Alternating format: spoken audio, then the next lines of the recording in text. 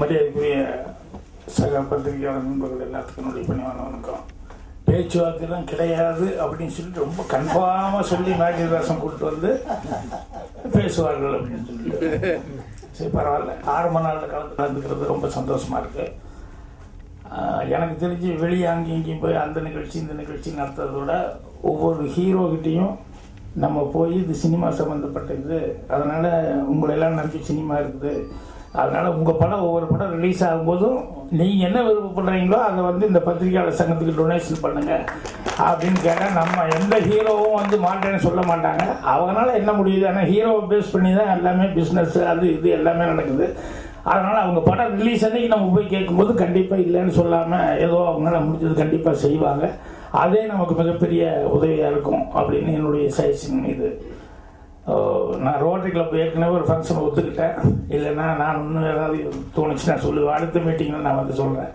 அதனால் இப்போ புறப்படுறதுக்காக நண்பர்கள் மன்னிக்கணும்னு கேட்டுக்கிறேன். நன்றி, வணக்கம்.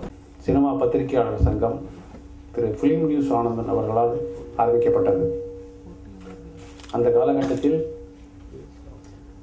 அப்பொழுது இருந்த முக்கியமான சினிமா பத்திரிகையாளர்கள் திரு தமிழ் சினிமா கரீம், பேசும்படம் ரமணி, பொம்மை விஸ்வநாதன் வீரபத்ரன், அரந்தை நாராயணன், கல்கண்டு தமிழ்வாணன், மதிவொலி சண்முகம், திரைநீதி செல்வம், மன்னை சௌரிராஜன், நவீனன், இப்படியாக நம்முடைய ஜாம்பவான்கள் அனைவரும் ஒன்று திரண்டு ஆரம்பித்த அந்த சங்கம்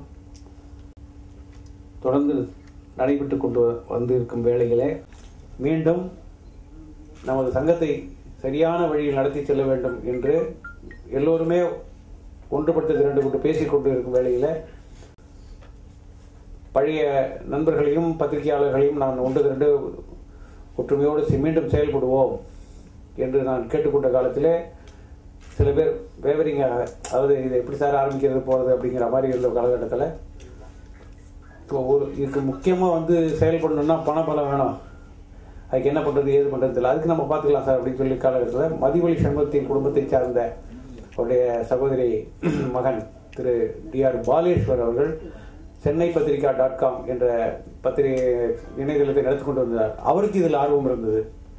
அவர்கிட்ட விஷயத்தை சொன்னோம், சார் செலவு பண்ணுறதுக்கு எங்கள்கிட்ட பணம் இல்லை, பட் இதை நமக்கு மக்கள்கிட்ட வந்து இதை கொண்டு சேர்க்கணும், வேறு மாதிரிலாம் நம்ம பண்ணி போராடிட்டு இருக்கோம், நீங்கள் கொஞ்சம் ஹெல்ப் பண்ண நல்லா தாராளமாக உதவி பண்ணுறேன் அப்படின்னார்.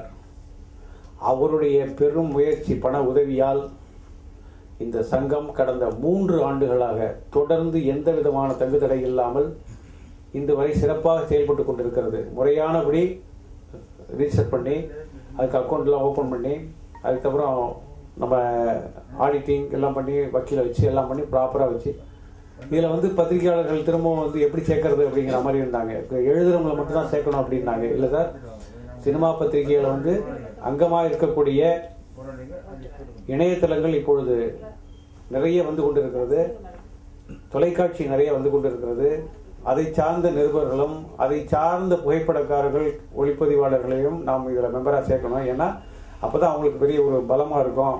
அது வந்து எம்ஜிஆர் காலத்துலேருந்து எல்லாருமே போராடி, எம்ஜிஆர்கிட்ட போராடினாங்க, கலைஞர்கிட்ட போராடினாங்க, அண்ணாதுரைகிட்ட போராடினாங்க. சங்கத்தை வந்து ஸ்ட்ராங் பண்ணி கொண்டு போயிட்டோம் அப்படின்னா அரசாங்கத்துக்குரிய நம்முடைய என்னென்ன சலுகைகள் நம்ம வந்து கவர்மெண்ட்டில் கேட்குறோமோ நம்ம சினிமா பத்திரிகையாளர்களுக்கு என்று அது கிடைக்குங்கிற நம்பிக்கை எனக்கு. ஏன்னா நமக்கு ஒரு பக்கபலமாக இருக்கக்கூடியவங்க வந்து பாக்கியராஜ் இருக்கார், சரத்குமார் இருக்கார், சோ இருக்கார், அப்படிங்கும்போது நமக்குலாம் ஒரு பெரிய பலமாக இருக்கும். இவங்கெல்லாம் வந்து இருக்காங்க அப்படிங்கும்போது நமக்கு ஒரு பெரிய ப்ளஸ்.